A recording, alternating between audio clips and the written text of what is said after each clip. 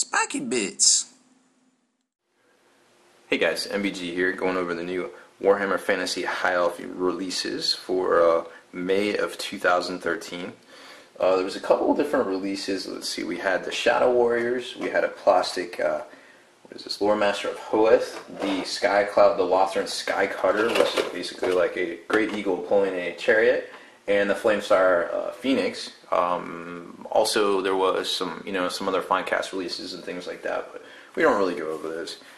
Anyway, so this is the first box I grabbed here, the Shadow Warriors, and they also make the Sisters of Avalorn as well, the protectors of the region of Avalorn in High Elf lore. These are pretty cool models and definitely lends a lot of hope to the Wood Elf players out there as what they can do in the future with sprues. Now, these are supposed to be female models, and they did them pretty good for the most part, I think. There's definitely no shortage of capes, and you can definitely put some different fronts on those from different kits. There's a lot of kit bash opportunity. You've got the swords, and then the mystical bows kind of look to them. So there's some pretty cool stuff. The different torsos. Sometimes it's hard to tell if they're female or not, but it's for the most part you can kind of see it. But depending on which version you build, the Sisters or the Shadow Warriors. I kind of like it how it's a dual kit because both units are good in the game, and the Shadow Warriors were a bit of a pain to collect in the past. So you get two of these sprues here, as you can tell, and then you get basically two different command sprues. And there's each one, the feet have like some different rocks and stuff around them, which is pretty cool. So there's no shortage of detail here. For the models. Now, something that none of you may or may not care about is the instruction pamphlet. Now, in the past, it looked like they took when you a lot of these computer design programs. When you use them, you can actually kind of design some instructions of sorts on there, and they're really limited to the views and different things. And if you take a lot of engineering classes, they explain to you like how to properly show assembly and being of that classical training, I never thought that those were really shown well in these instruction booklets from kind of what a lot of my instructors showed. But starting with this release, because now everything is manufactured back in England now. Nothing's made anywhere else. The Memphis facility is sitting machineless and half empty. They make everything back in England, all under one roof. And it's rumored so they can produce more kits per release. We haven't exactly seen that yet. Maybe you could count how. That didn't go over so well. But anyways, this instruction pamphlet is actually designed with a program called Adobe InDesign, where a lot of companies use it to make catalogs and different things and newsletters and such, and obviously you can make instruction booklets with it. So they did a lot better job this time with the instructions. I feel they got a lot of different multiple views. It's laid out a lot better. There's more instruction. There's part numbers on everything. With the past, say, Chaos release, was kind of very hard to figure out how to put together the Mauler Fiend, for instance. So I definitely applaud their ability here and the great progress they've made in that, because it seems like it's a lot easier to figure out how to put the models together now, which, like I said, I definitely applaud their efforts there, because in the past, pieces have just been missing, things were numbered wrong, there's been no quality control for things like that, and it was kind of irritating as an assembler. Next up is the Lothran Sky Cutter, which is a $60 model, which kind of seems expensive at first, as with everything in this hobby. But when you kind of look at it, you get a Lord, you get a Great Eagle, and you basically get a Chariot. So that kind of explains the pricing, I assume, that they kind of go with. And if you make just the Sky Cutter with a bolt thrower, you get a Lord model, which is kind of cool. And he's got a great looking Battle Standard Bear, or there's another one that sits on the throne kind of. So there's definitely some options with this kit.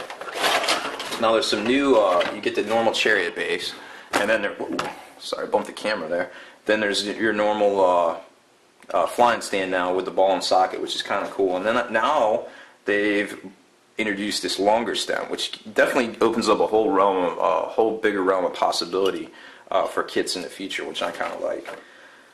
So we'll kind of take a look at the kit here. Here's the first sprue, which is basically like the flying chariot body, and you've got your different wings, so to speak, and banners, and the bolt thrower itself, and things like that. All very well detailed and done very well. You can see the wood paneling there on the Sky Cutter itself.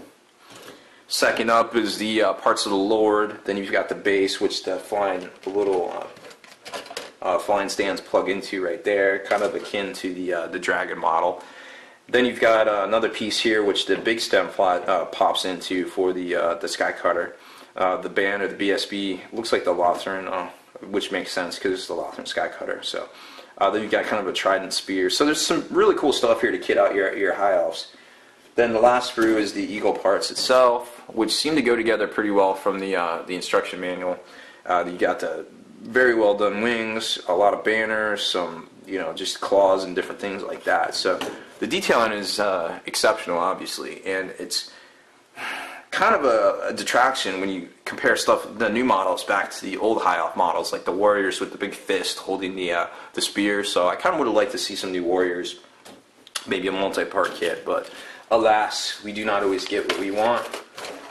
So once again, we have a hodgepodge of high elf kind of looks. So we've got the most recent stuff 2 years ago, and now we've got the super recent stuff, and then we've got the ancient stuff, which is kind of interesting. Oh, here's the new Lore Master model, and kind of on the back. And this was dated 2012, just like the leaked Farseer pick as well, which is kind of interesting because it leads a lot more speculation to the great GW release slowdown of 2012 and the fast release build-up of 2013. So, leave whatever there to your imagination, but that's the way it happened, and it's very interesting to see. Usually we see stuff,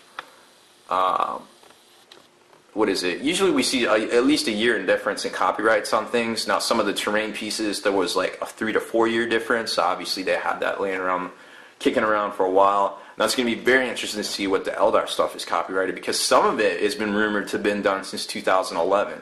So that's going to be very interesting to see when it comes out. So here's a Flamespire's Phoenix, and obviously one of the big features of it is that you can plug in different components to the back of the wings and kind of make different models, which is really neat. And of course, it comes with a Assyrian line lord. So I wanted to show you in the instruction manual kind of how that works, because you got the two different builds here. You got the Flamespire and the Frostheart, and then I should have, yeah, there it is. So there's kind of how it's done. So you got the same wings for both, but then you plug in the back, which is kind of neat. I mean, it's very, if you don't want to waste time and effort, and you don't want to make a bunch of different sprues that cost money to develop, and it's very, it's frugal on GW's part, but it's realistic if you think about it. This is some of the best looking miniatures out there, and you want to keep them to the high standards, and you want to keep costs low. So I get it. So here's those parts right there. You've got the wings themselves, and then the pieces that kind of slot into. You got the tail, and then you've got the different wings. Take a better look at some of the design there. Obviously very well done. Nothing but quality there. And of course, it's always got the great Warhammer feel and twist to it. Now this one goes on that new, I don't know if you can see it because it's clear, but you can tell from my hand, the scaling there, it's a very larger flight stand that we haven't seen before yet. And here is the Frost Phoenix, so to speak. And there's its different parts that basically plug into the parts that are on that other sprue.